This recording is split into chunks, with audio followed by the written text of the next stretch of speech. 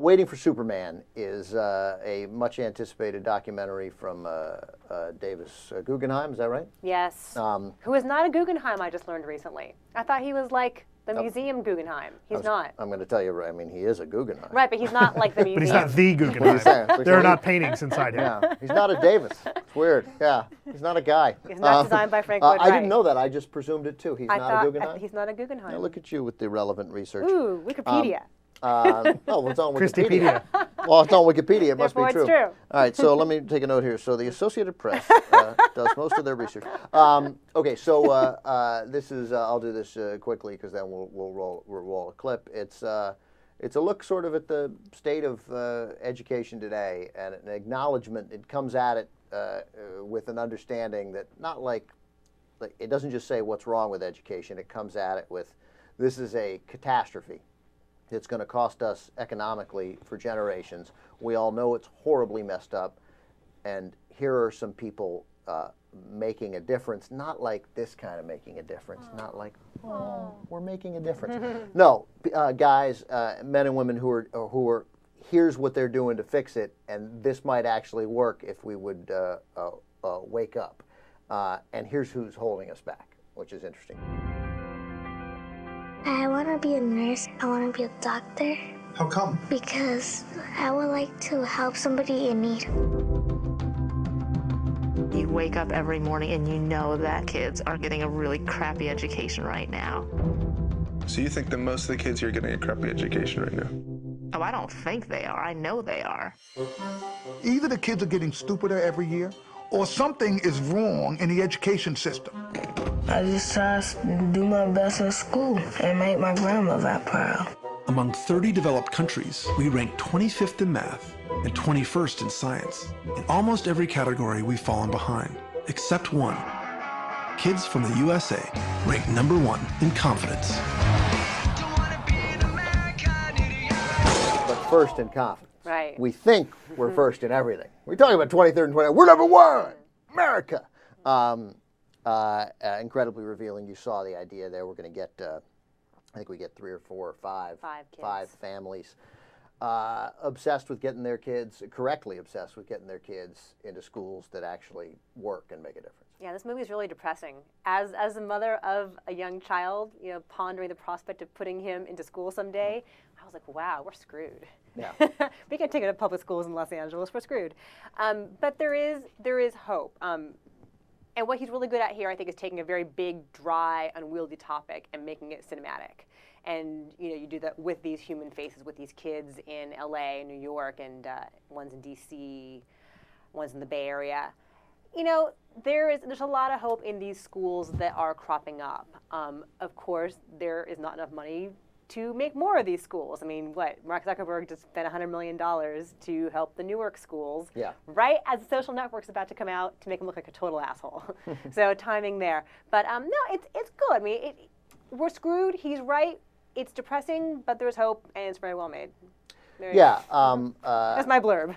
Right. No. There is hope, and I think that that they managed to convey the hope without it being terribly schmaltzy, and I think that it's very impressive to do an hour and a half, an hour and 40 minutes on the state of education in America and make it even mildly interesting, let alone fairly compelling. At the end, it's very compelling. Yeah. The whole thing with the kids waiting to see if they got their lottery numbers to get into the schools they want to get into. Yeah, that's what, and it's like, and the stats are there, these parents are desperate to get these kids out of schools that turn almost nobody out ready for college into these schools that turn nearly everybody out ready for college. And these are incredibly dedicated parents, and they go and they're like, they're trying to get into some school and there's like 737 kids in there for the lottery and 62 spots. Yeah. And they're counting it down the bottom of the screen as each spot gets taken up, and it's very suspenseful. You see these little kids' faces, and they're so hopeful, and the really young ones don't understand what just happened, and the moms are crying, and maybe it's manipulative, but it's effective, and it puts a human face on a big topic. And very quickly, a very compelling guy in the movie, Jeffrey Canada. Yeah, he's great. He's great. He's a teacher in Brooklyn or the Bronx? Harlem. In Harlem.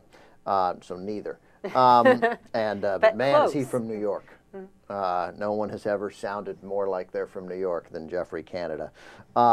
And then we see, you know, I'm from D.C., so I had a special interest there in Michelle Rhee, who's the superintendent of the D.C. schools, who is, odds are, about to lose her job.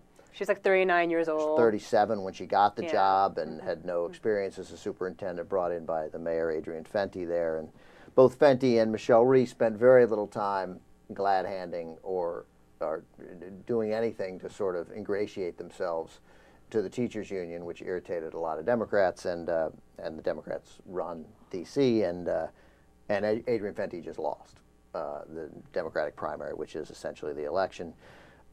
She seems a really good bet to lose her job now too. I think she was unpopular there with a lot of people. Unpopular. She made no effort to sort of ingratiate herself with people who would allow her to keep her job. They were gruff and abrupt. Both she and Fenty were, and it cost them.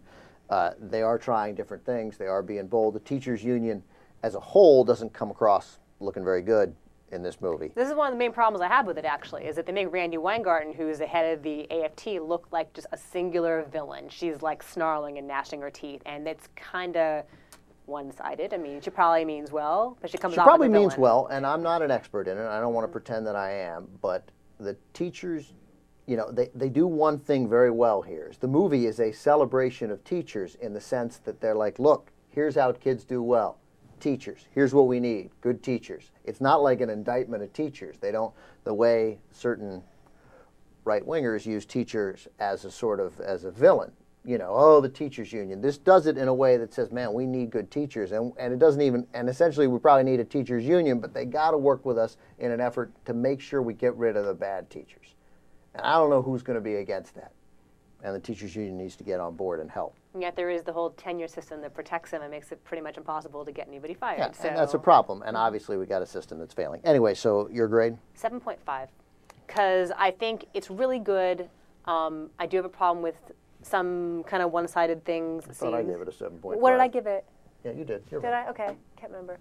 Math. It's always tricky around here with me. You should have had a better teacher. I thought I gave it a 7.5 and you gave it a 7. What did you give it? I gave it a 7 and you gave it a 7.5. But we both liked it. I think we liked it for essentially felt the same way about it. Yes. We both thought it's an important movie. I think the topic's important and it's impressive to have tackled that topic in a way that didn't bore the crap out of people. Real fast, I like the fact that right off the top, Davis Guggenheim acknowledges that the inspiration for the movie was that every day, driving his 3 kids to the expensive private school in D.C., he goes past decaying public schools and he realizes, you know, my kids with Elizabeth Shue have it pretty great, and most kids don't. So I like that he says that off the top. It sort of weakens arguments like, oh, this is some out-of-touch elitist. What the hell is he talking about? I love Elizabeth Shue. Isn't she cute? That reminds me. me. I wanted to be her when I was 12 when Karate Kid came out. She was so cute. You don't have an Elizabeth Shue thing. I wasn't even fishing. Going on. I wasn't even fishing. Well, but that was very sweet.